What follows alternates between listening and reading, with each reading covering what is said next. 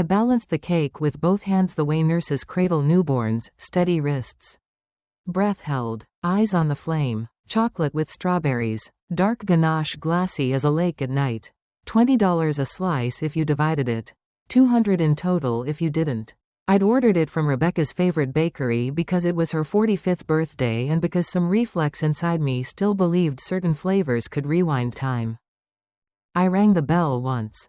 Then again. Already picturing her face, how it used to light up when she was little and I walked in from the night shift smelling like antiseptic and rain. The door opened with a rush of conditioned air and the scent of a new candle, linen. Maybe. Rebecca looked at me the way people look at junk mail. "Oh, it's you," she said, not even raising her eyes to the cake. "Happy birthday, my love," I manage, keeping the smile. "Your favorite, chocolate with strawberries. Just like when you were a kid. Mom, we need to talk," she said, flat and businesslike, pivoting to let me in without the smallest touch to steady the cake or me. Her living room was magazine perfect, pale sofa. Brass lamp, a throw blanket folded like a hotel towel. I knew every corner, I had paid for most of them. $50,000 for the starter home. $150 for this one's down payment. $42 for the semesters that never seemed to end. $35 for the wedding that did. Money saved penny by penny across 40 years of double shifts. Charting vitals, changing sheets, learning the weight of different griefs. All of it condensed now into a silence so tight it squeaked. She sat. I stayed standing with the cake because the candles were planted and if I put it down, the wax would kiss the immaculate wood and leave a ring that would be my fault. "I've been thinking," Rebecca started, voice cool as the marble counter. "About presents. About what would truly make me happy." "Tell me what you want," I said immediately. "A trip. That bracelet you liked. The car you mentioned."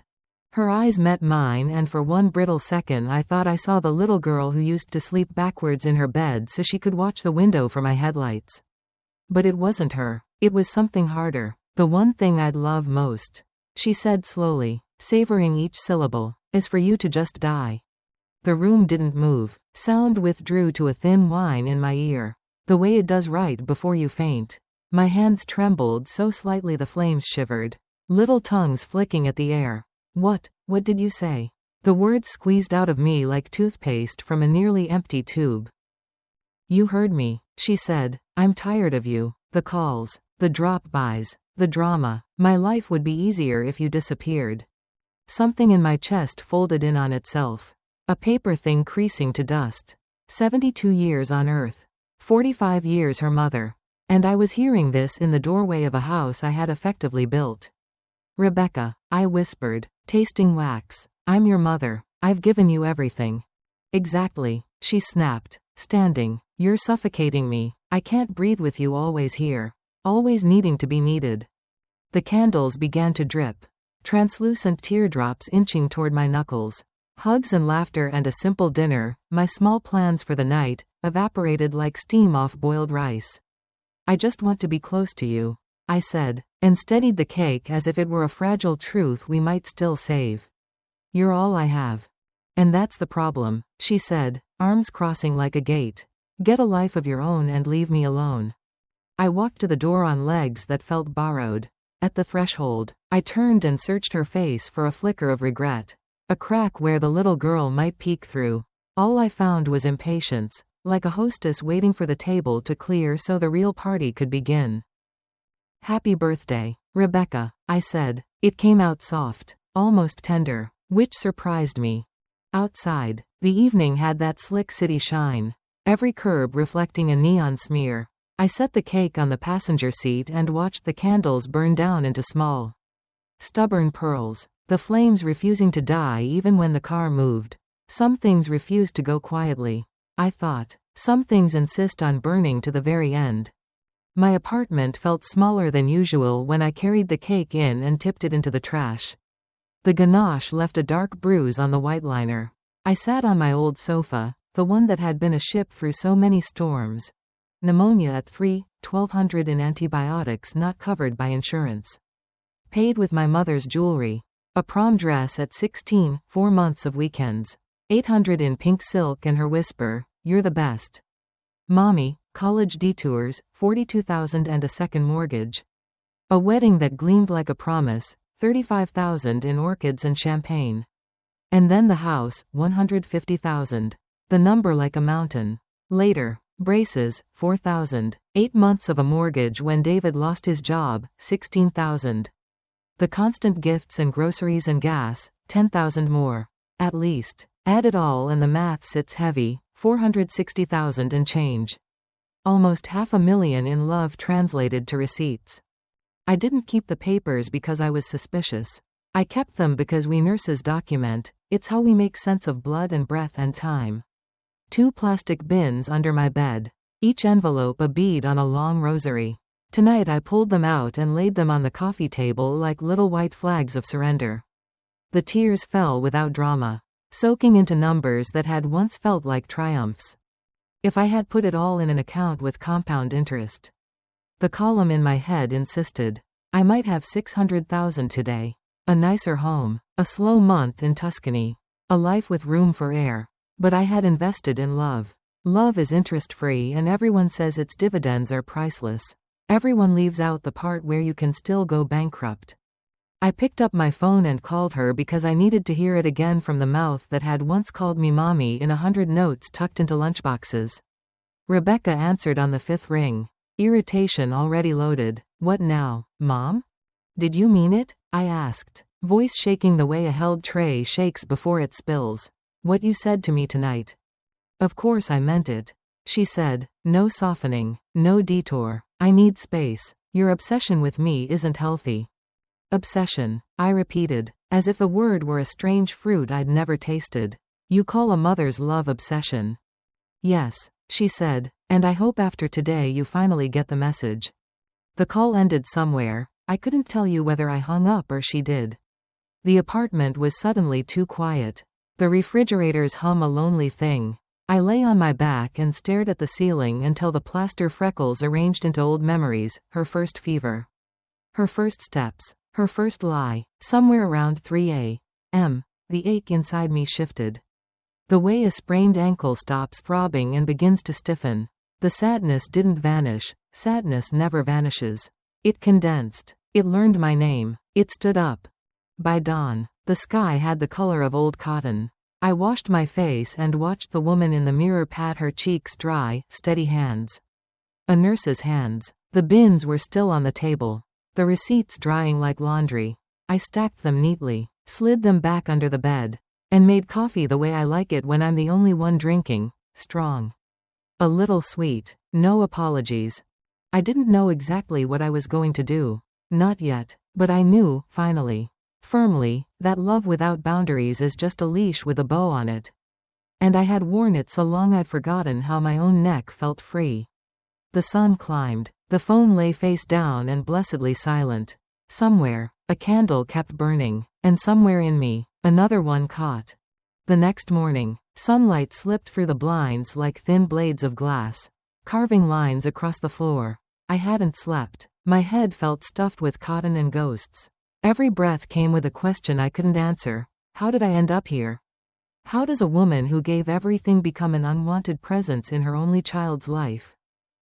The apartment smelled faintly of old coffee and disinfectant, scents that had followed me through 40 years of nursing.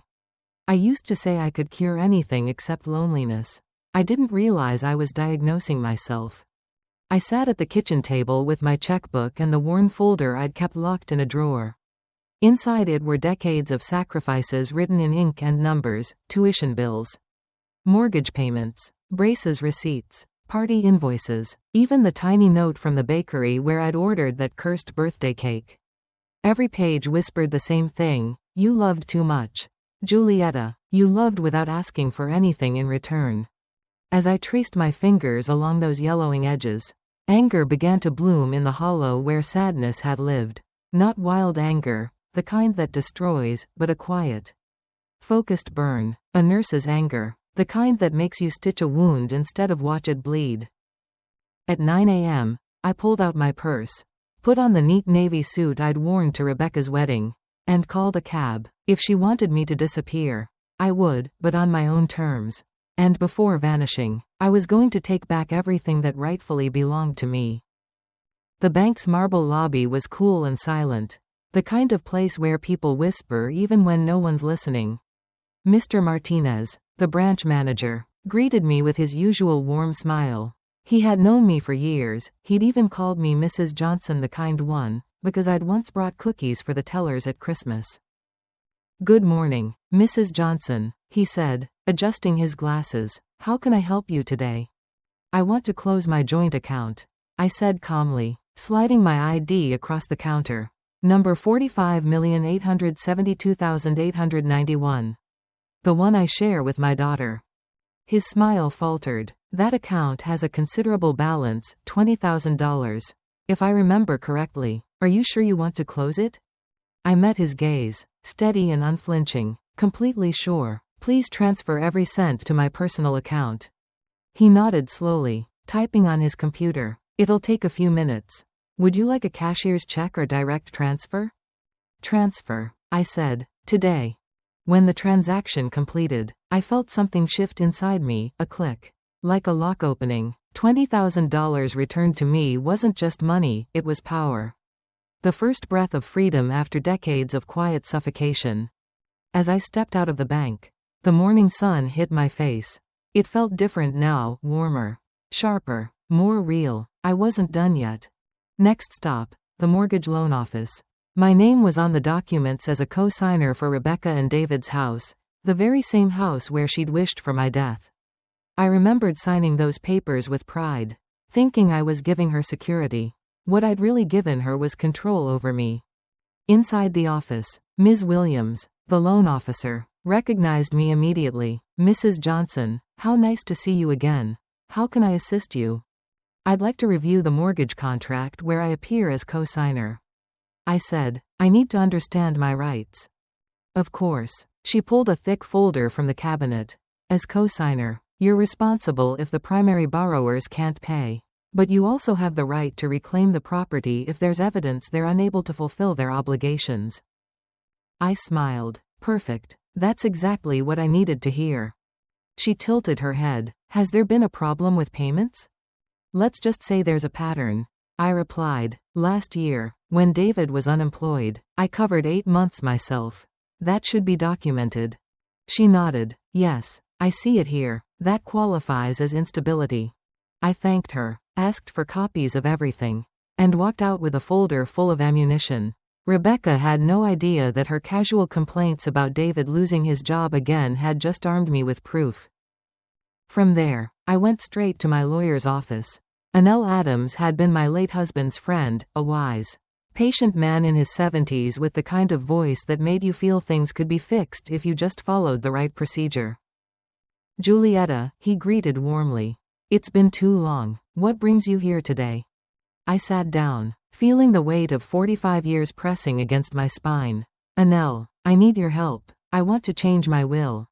His eyebrows rose. "Everything all right with Rebecca?" "No," I said simply, "and it's time I make peace with that." For the next 2 hours, we rewrote my future. Every cent that once had Rebecca's name on it was redirected to the Orphans Foundation, the same place I'd volunteered for years. My life insurance, my apartment, my investments, all reassigned. I also created a trust fund for my grandchildren. But with one iron condition: they wouldn't see a dime until they turned 25. By then, they'd be old enough to value effort over entitlement. When Anel finished drafting the papers, he looked at me carefully. "Do you want to leave Rebecca anything at all?" "Yes," I said after a pause. "A lesson." He smiled faintly. "I think you're already doing that." By the time I left his office, the sun was dipping behind the city skyline. My heart felt oddly light, almost young. I walked slower than usual, savoring the rhythm of my own footsteps. For the first time in decades, I wasn't rushing to help anyone. At home, I poured myself a glass of red wine, a habit I'd abandoned after my husband died, and sat by the window. Outside, the streetlight flickered, catching the dust in the air like floating stars. I thought about Rebecca's words again. But this time they didn't wound. They instructed. She wanted me to disappear, I would. But not into death, into life. A life she couldn't reach or control. On the table lay a brochure I'd picked up months ago at the senior center. Start anew after retirement, live abroad in Switzerland. I'd kept it tucked in a drawer, thinking it was a silly dream. Now it looked like destiny. I dialed the number printed on the back. "Good evening," I said when a cheerful voice answered. "This is Julietta Johnson. I saw your promotion about relocating to Switzerland for retirees. Could you send me the full package?" "Of course, Mrs. Johnson," the woman replied warmly. "We have wonderful programs, temporary stays, long-term residencies. What kind of information do you need?" "Everything," I said. "Everything about how a 72-year-old woman starts over." When I hung up, I stared at the city outside, the same streets where I had lived, worked, and sacrificed for a lifetime. Soon, all of it would become a memory. Rebecca had wished for me to vanish from her life. I smiled, feeling the quiet power of irony. She would get her wish. But not the way she expected. Because sometimes, the sweetest revenge is simply living well, living freely, and living long enough to watch the ungrateful realize what they've lost. When I woke up the next morning, my mind was clearer than it had been in years. The heaviness that had clung to my chest after Rebecca's cruel words had transformed into something sharper, purpose. There's a strange kind of peace that comes when you finally decide to stop begging for love. I spent the morning cleaning my apartment, not out of habit, but ritual. Every stroke of the cloth across the counter felt like wiping away years of blind devotion. Every drawer I organized was a quiet rehearsal for what was coming. I wasn't just tidying up, I was preparing to leave. Around 10, my phone rang. The name on the screen froze me. Rebecca. For a second, the old reflex stirred, the urge to pick up immediately. To be available, to be useful. But then I remembered her voice. So cold, so sure. "I'd be happier if you just died." I let it ring until it stopped. Then I placed the phone face down. I wasn't her emergency contact anymore. By noon, I was standing in front of the travel agency whose number I'd called the night before. The office smelled faintly of coffee and fresh paper. A young man named Klaus greeted me with a polite smile that made me feel seen again. Not as someone's mother or bank, but as a person. "Mrs. Johnson," he said, shaking my hand. We spoke on the phone. "You're interested in Switzerland?" "Yes," I replied. "I want to know how a woman can start a new life there. Alone, if necessary." He walked me through everything: visa options, apartment rentals, medical insurance, even social programs for retirees. I listened, taking notes like I was back in nursing school. "There's a community of English-speaking expats," Klaus explained, showing me glossy photos of smiling older people walking by Lake Zurich. Many of them come after big life changes. Divorce, retirement, sometimes loss. Switzerland can be a wonderful place to heal. "Then that's exactly where I need to be," I said. Before leaving, I put down a $5,000 deposit for the relocation package, flights, housing, and the first month's support services. It was the most expensive decision I'd made in years, and the only one that felt worth every cent. When I stepped outside, the city noise no longer overwhelmed me. For decades, every sound had felt like a call for help: Rebecca's needs, David's problems, the twins' school projects. But that day, for the first time, I heard only myself. That night, I invited Elvira, my next-door neighbor, for coffee. At 68, she was one of those women who carried calm like perfume, subtle, warm, always present. She had seen my life from the outside, the late-night rushes to Rebecca's house, the bags of groceries, the exhaustion in my voice after babysitting the twins. When I told her what had happened, Rebecca's words, my decision to leave, she clasped her hands to her mouth, eyes wide with disbelief. "My God, Julietta, after everything you've done for her?" I nodded. "She doesn't see me as a mother anymore, Elva. She sees me as a service, a convenience. So I've decided to give her what she wants: my disappearance." She frowned. "You're leaving?" "Yes, Switzerland, next Tuesday." Elvira sat back, letting the news sink in. Then her eyes sparkled with something mischievous. "You're serious?" "Dead serious," I said. Then I leaned forward. "But I need your help." I told her my plan. How I wanted Rebecca to believe I had truly vanished, disappeared without a trace. How I would leave behind a farewell letter and signed documents explaining everything. I would let her think I was gone forever. To make her face the true cost of her cruelty. Elvira listened silently, and when I finished, she nodded slowly. You know, she said, smiling faintly, I was a drama teacher for 30 years. If you need a performance, I'm your woman. We laughed, and for the first time in days, it wasn't bitter laughter. It was the sound of two women reclaiming something they'd both lost, control. That night, I sat at my desk and began to write the letter. It was the hardest thing I'd ever done. I rewrote every sentence until it said exactly what I needed it to, not vengeance, but truth. My dear Rebecca, you asked me, as a birthday gift, to disappear from your life. I've decided to grant you that wish. By the time you read this, I will be far away, beginning the life I should have lived years ago. You've always believed my love was control. You saw my presence as a burden. Perhaps when you realize what my absence truly means, you'll understand the difference. Enclosed are the documents for all the changes I've made, my will, my insurance, my investments, even the mortgage you and David depend on. You'll also find the receipts for every cent I've ever spent on you. I kept them not to accuse you, but to remind myself that love should never require proof. Your life will be much easier without me, you once said. But it will also be much more expensive. I hope it's worth it. With love. Mom. By the time I finished, it was 3 in the morning. The pages, 23 in total, lay in a neat stack beside my lamp. The words didn't ache anymore. They healed.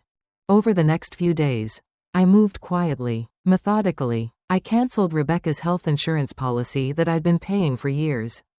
I transferred my remaining savings into a private Swiss account. I sold small valuables, my husband's old watch, jewelry I never wore, and gathered about $30,000 in cash. On Friday, my phone rang again. Rebecca. I almost ignored it, but something in me wanted to hear her one last time. Mom, she said coldly, I need a favor. Of course. Not how are you, not I'm sorry, just I need. What kind of favor? The twins have a school presentation Friday night. David and I have a dinner for his company. Could you watch them? I almost laughed. The irony was delicious. The same woman who had told me to die was now asking me to babysit. I can't, I said simply. There was silence on the line. What do you mean you can't? I have plans. What plans could you possibly have?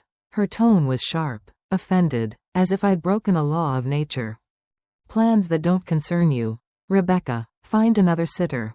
She scoffed. Since when do you charge me to watch your own grandkids? I'm not charging, I said, voice calm. I'm just unavailable. Consider it practice for when I'm really gone. There was a long pause. Then, a mocking laugh. Oh, come on, Mom, stop the drama. It's not drama, I replied. It's respect for your wish. You wanted me out of your life. I'm starting now. And then I hung up. For a long moment, I stared at the silent phone, waiting for guilt to return. But it didn't. What filled me instead was clarity, the quiet kind that tastes like truth. That night, I packed 2 suitcases, one with clothes, one with documents and cash. I placed the farewell letter on the table, sealed in an envelope with Rebecca's name written in my careful handwriting. On Monday morning, Elvira would come by to collect it, as we'd planned, and by Tuesday, I would be gone, no trace, no trail, no mother to call. Rebecca wanted me to disappear. And in just a few days, she'd get her wish. Only this time, it would be on my terms. Monday arrived like the calm before a storm, silent, heavy, purposeful. Every detail had been arranged. My bags were packed. My documents were sealed. My old apartment, once a shrine to motherhood and sacrifice, now looked like a crime scene where affection had finally died of exhaustion. At 5 in the morning, a soft knock came at my door. It was Elvira, right on time, holding 2 steaming cups of coffee. She looked radiant in that early light, gray curls pinned neatly, eyes glimmering with mischief and loyalty. Ready for your great escape? She asked with a grin.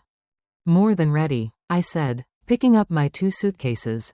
One held my clothes and memories, the other my new identity, cash, legal papers, passport, and that one-way ticket to Zurich. I handed her a small envelope containing my apartment keys. "Here," I said. "You'll need these when the time comes." She nodded, sliding them into her coat pocket. "And the letter?" "It's on the table, exactly where Rebecca will see it first. 23 pages, written with all the love, and all the clarity, I never gave her in person." Elvira smiled sadly. "You know, I once told my students that the hardest act to perform is sincerity. You've mastered it perfectly." We both laughed quietly, the kind of laughter that hides tears. At 6 sharp, a taxi pulled up outside. The driver loaded my luggage into the trunk without a word. Before stepping inside, I turned to Elvira one last time. "Remember the plan," I said. "Of course. I'll wait 2 days before using the spare keys.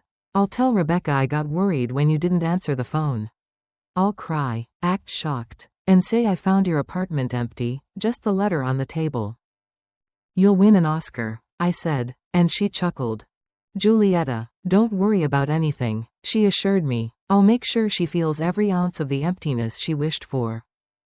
As the taxi began to move, I looked out the window at my street for the last time. The city was still half asleep, the bakery lights just flickering on. The smell of morning bread sneaking into the air. For 15 years, this place had been my cocoon, my comfort. But comfort can become a cage when it stops belonging to you. The driver asked, "To the airport, ma'am?" "To the airport," I answered, and with those 3 words, I cut the last thread tying me to my old life. The ride took 40 minutes. The sunrise painted the sky gold and pink, like a farewell letter from God himself. I watched the buildings pass by, each one holding a memory, birthdays, dinners, phone calls that ended with "I love you, Mom," words that now felt like rented promises. At the airport, everything felt foreign, even though I'd traveled before. Maybe because this time, I wasn't leaving for a visit, I was leaving for freedom. I moved through security quietly, the weight of my choices heavier than the luggage in my hands. When the boarding call echoed, I took a deep breath. I wasn't running away. I was simply honoring the request my daughter had made, for me to disappear. Only she had never imagined it would be on my terms. The plane took off at 8:15 a.m. as we ascended through the clouds. I looked down at the shrinking city. Somewhere below, Rebecca was probably scrolling through her phone, complaining about traffic, unaware that her life was about to change forever. I smiled, not out of spite, but relief. For the first time in decades, no one knew where I was. No one could call me, demand something, guilt trip me into giving. My time, my money, my energy, they finally belonged to me. The flight to Zurich was long but peaceful. 12 hours of silence, 12 hours to think. I wrote in my journal, the same one I'd kept since my nursing days, recording every step that had led me here, the bank, the lawyer, the letter, the goodbye. I wanted to remember the anatomy of liberation, in case one day another woman needed a map. When we landed, a young man stood near arrivals with a sign that said Mrs. Johnson. He was Klaus, from the travel agency, wearing the same warm smile I remembered. "Welcome to Switzerland," he said cheerfully. "Are you ready for your new adventure?" "More than ready," I replied. He helped me with my luggage and drove me through Zurich's quiet streets. The city looked like something out of a painting, clean, calm, built from order and dignity. For once, I didn't feel small, I felt new. Klaus brought me to a furnished apartment overlooking a park and the distant shimmer of a lake. "You'll have everything you need here," he explained. "There's a market nearby, and I've arranged an appointment tomorrow with a financial advisor who specializes in helping retirees settle permanently." After he left, I stood by the window and let the cold alpine air fill the room. The silence was perfect, not the lonely kind, but the kind that says, "You're safe now." That night, I cooked myself dinner, something simple, pasta and wine, and ate slowly, savoring every bite. I realized it was the first meal I'd cooked just for myself in years. No schedules, no grandkids to feed, no phone buzzing with "Can you help me with this, Mom?" The next morning, I woke up early and wandered through Zurich's cobblestone streets. I had breakfast at a cafe by the lake, watching swans glide across the water. I bought fresh flowers for the apartment and, on a whim, a silk scarf that cost $100. It was red, the color of rebirth. For decades, I'd refused to spend money on myself, always saving it for Rebecca's emergencies. Now, I wrapped the scarf around my neck and felt its softness like a declaration: I'm alive. And this life is mine. At 2 p.m., I realized it was 8 a.m. back home, just about the time Elvira would be heading to Rebecca's house. My heart thudded once, twice, then steadied. Somewhere across the ocean, my daughter would be holding that 23-page letter, her hands trembling as she read the price of her wish. I sat on a bench by the lake and waited. I knew my phone would ring soon. At 5 p.m. Zurich time. It did. Rebecca. The screen lit up again and again until I finally answered. Her voice came through, panicked and shaking. Mom, where are you? Elvira came to the house. She said you disappeared. She found your apartment empty and your letter. What is going on? Hello, Rebecca, I said softly, watching the golden light spill over the mountains. Did you read the letter?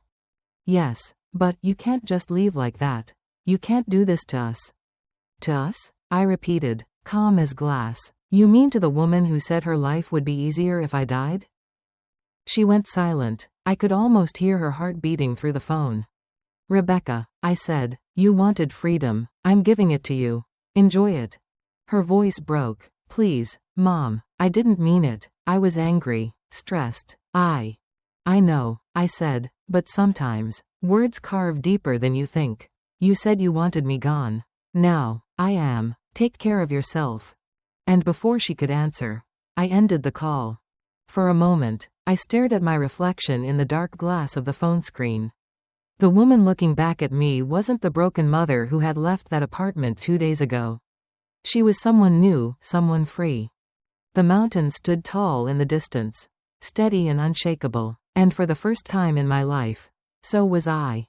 The next morning, Zurich woke under a thin veil of fog. The lake shimmered like a secret, and the bells from the church nearby chimed softly, nothing like the blaring chaos back home. For the first time in years, I woke without an alarm, without a phone vibrating under my pillow, without anyone needing me before I even had my first sip of coffee. I walked to the cafe across the street, the one with lace curtains and the smell of warm bread. The waitress, a kind girl named Lena, greeted me in halting English. Good morning, Mrs. Johnson. Same breakfast? She asked. Yes, I smiled. And maybe one of those almond croissants. Today feels like a celebration. By the time I finished eating, my phone buzzed again. Rebecca. The screen filled with her name like a ghost refusing to fade. I let it ring, then again, and again. By the 5th missed call, curiosity tugged at me. I opened the messages. Mom, please answer. The kids are crying. We just need to talk. If you don't answer, we'll call the police. I almost laughed. Just a week ago, she wanted me dead. Now, suddenly, she wanted to make sure I was alive. That afternoon, I met with Herr Meyer. The Swiss financial advisor Klaus had arranged. He was an older gentleman with silver hair and the calm tone of someone who had seen everything. He spread my files across his desk like puzzle pieces: savings, pension, investments.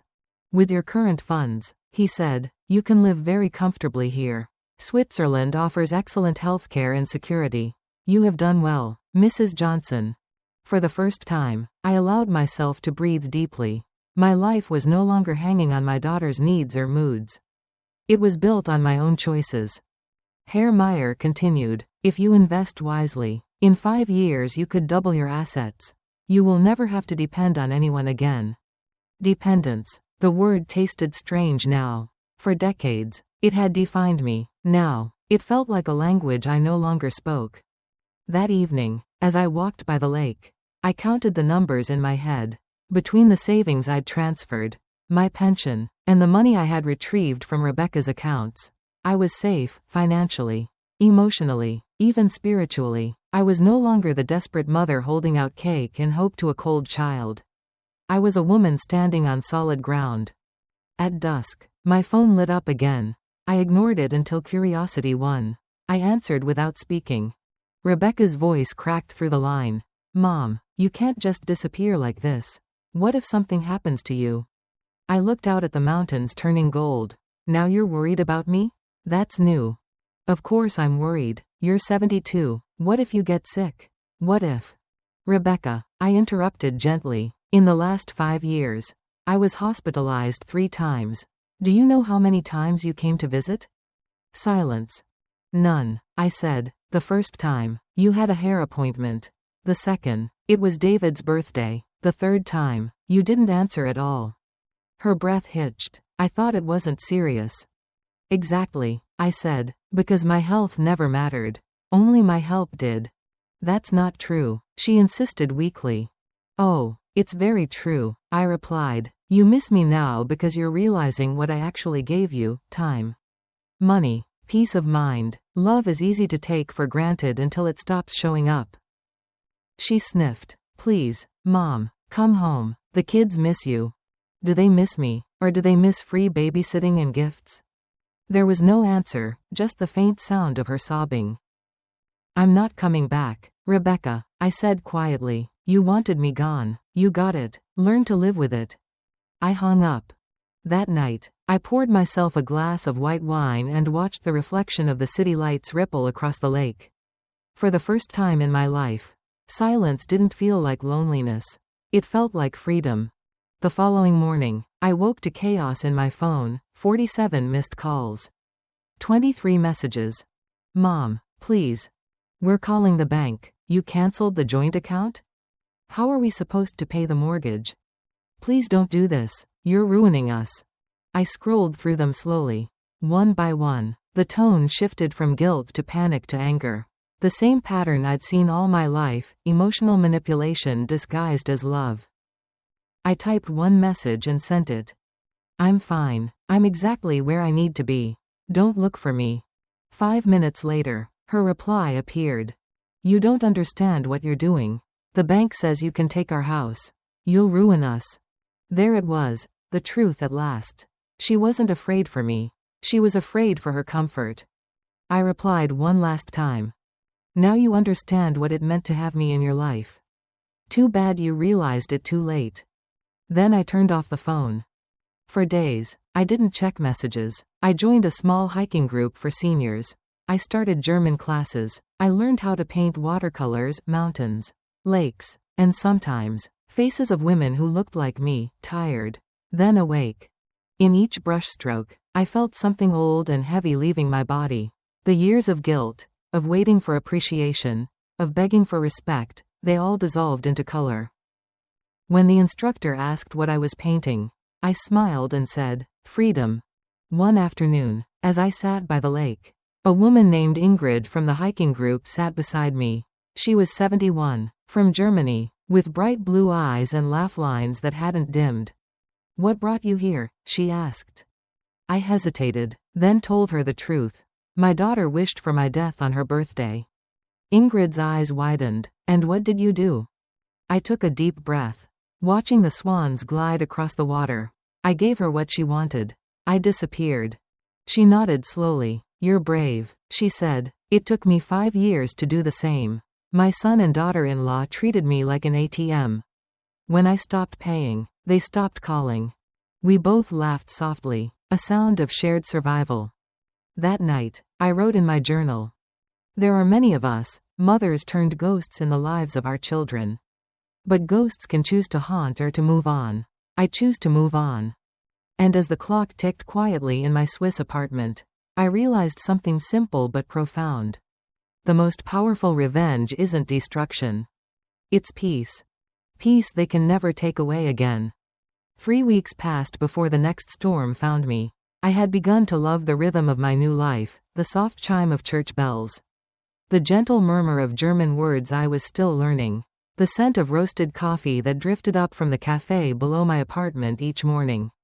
I was finally beginning to feel human again, no longer the ghost of a mother orbiting someone else's needs. Then, one crisp Thursday, my phone rang with an international number I didn't recognize. I hesitated, half expecting another desperate attempt from Rebecca.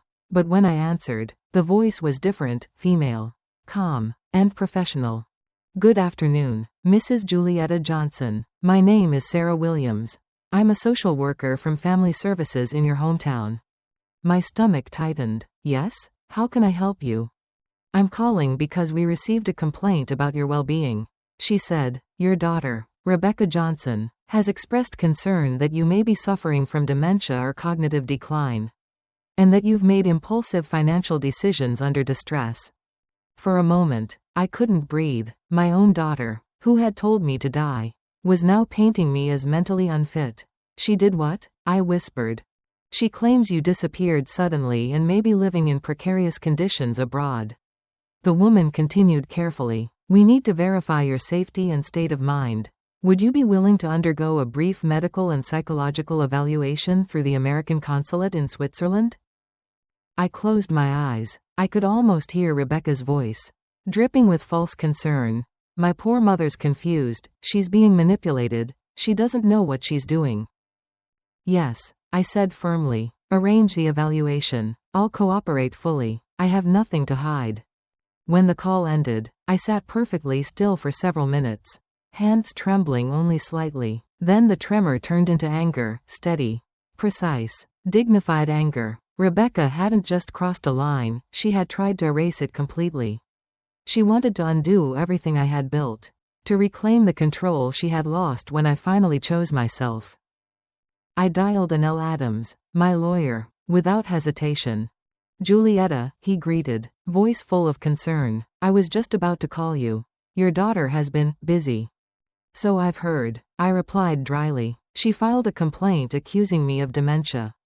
That's not all, he sighed. She's also hired another lawyer to challenge the legal changes you made before you left.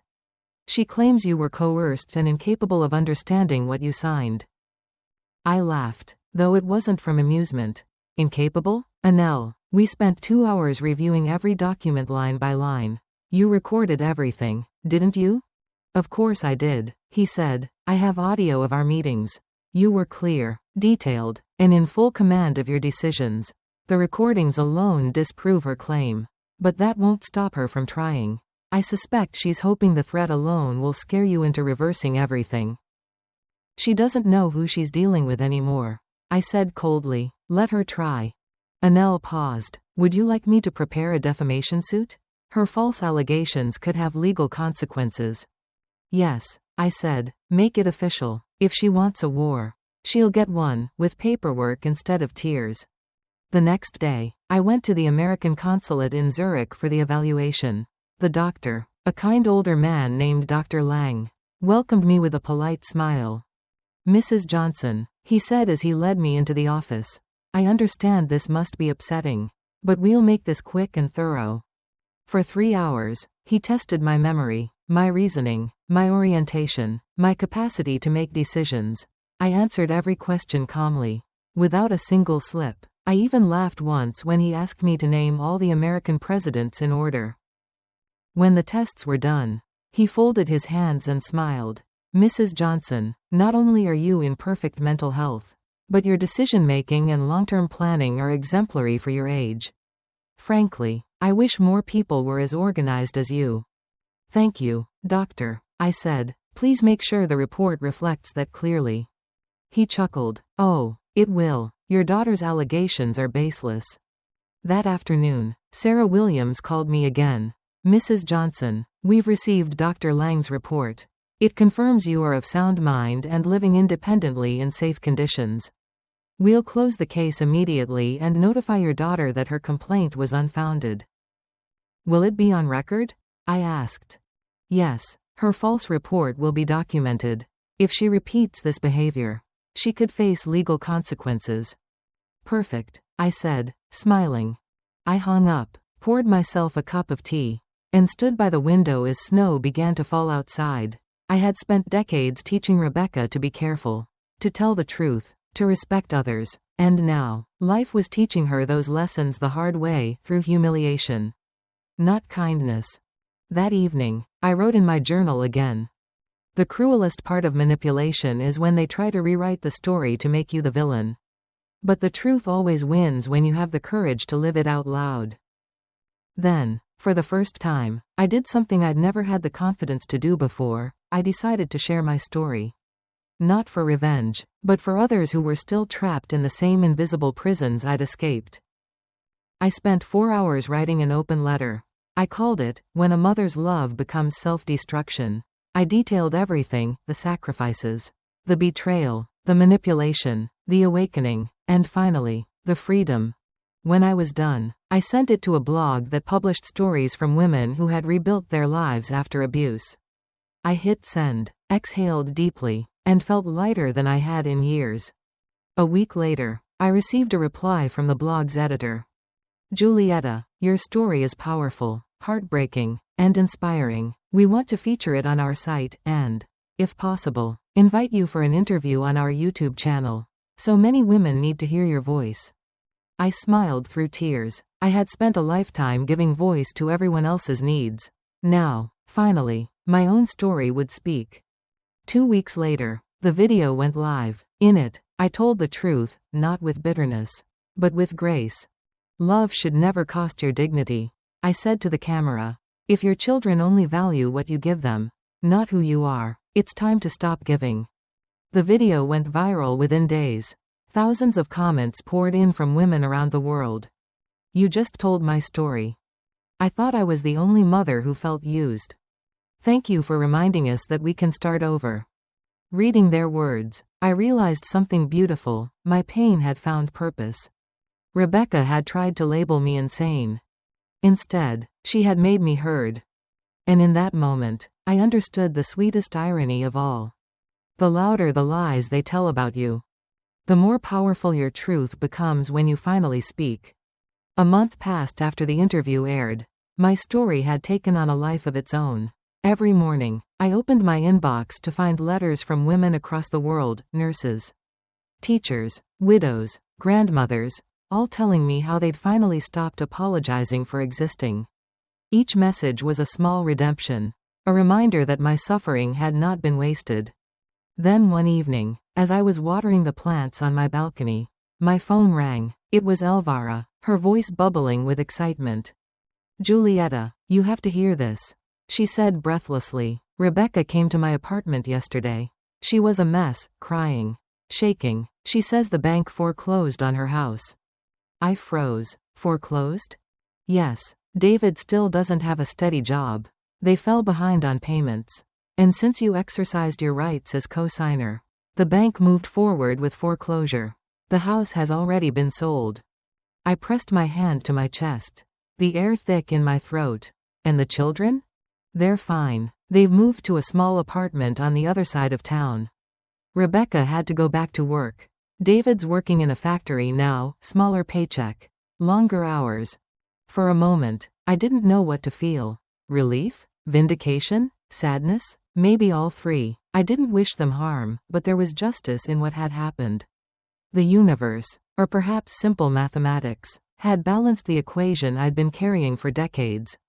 Elva, I said quietly, what did she say about me? She asked if I knew how to contact you. Elvira said, she said she wants to apologize. That she finally understands everything she lost when she lost you. I smiled faintly. And what did you tell her? I told her that some wounds are too deep to heal. Elvira said firmly, that you're flourishing in your new life. And that maybe it's better for both of you if she doesn't try to reach you. She was right. I didn't hate Rebecca anymore. But I no longer needed her apology to feel at peace. That night, as I sat by the window with a glass of champagne, my phone buzzed again. It was a call from Anel, my lawyer back home. Julieta, he said cheerfully, I have good news. Since the bank finalized the sale of Rebecca's house, you're entitled to reclaim your initial investment of $150,000 plus accumulated interest. After calculations, that totals about $185,000. I blinked. $185,000? Yes. The funds will be transferred to your Swiss account within the week. I sat there, stunned. I had spent decades believing that money was gone forever, absorbed by guilt and obligation. And now, here it was, returning to me like a faithful bird that had flown too far but found its way home. There's more. Annelle continued. Your old apartment finally sold as well. After commissions and taxes, you're getting another $95,000. I covered my mouth with my hand, laughing and crying all at once. Annelle, you've just given me back half a lifetime. In total, he said, you'll have nearly $300,000 combined with your existing savings. I'd say you're officially richer than ever. Julietta. Richer. The word landed differently this time. Because it wasn't just about money, it was about worth. For the first time in years, I wasn't defined by what I'd given away, but by what I'd reclaimed. That night, I celebrated at my favorite restaurant by the lake. I ordered oysters, salmon with caviar, and a glass of French champagne. As I watched the bubbles rise, I toasted to the woman I'd finally become. To Julietta, I whispered to myself, the woman who survived being loved the wrong way, and learned to love herself right. In the following weeks, I noticed how quickly my life had filled with beauty. I had joined a small art collective, my paintings were displayed in a local cafe. I volunteered at a retirement center, teaching watercolor to older women who reminded me of my past self, tired, apologetic, but still carrying sparks inside. One afternoon, during class, a woman named Helena asked, "Do you ever miss her? Your daughter?" I smiled gently. Sometimes, I admitted, but missing someone doesn't mean you need them back. Some people belong to our past, not our peace. Helena nodded, her eyes wet. You sound free. I am, I said simply. Freedom doesn't erase love, it just removes the pain that comes with it. A few days later, I received a new email from a Swiss publishing house. The editor, Bridget, had seen my interview online and wanted to meet. Mrs. Johnson, she said during our coffee meeting, your story is extraordinary. It touches a nerve that's rarely spoken about, emotional abuse by adult children. We'd like to help you turn your story into a book. I almost laughed. Me? An author?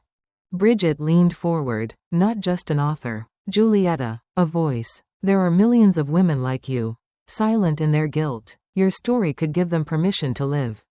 So, I began writing again, this time not letters or journal entries, but a book. I titled it, When Love Hurts, Freeing Yourself from Family Emotional Abuse After 70. For 3 months, I poured everything into it, the sleepless nights, the phone calls, the receipts, the tears, the moment I chose peace. And when I finished, I cried, not out of sadness, but pride.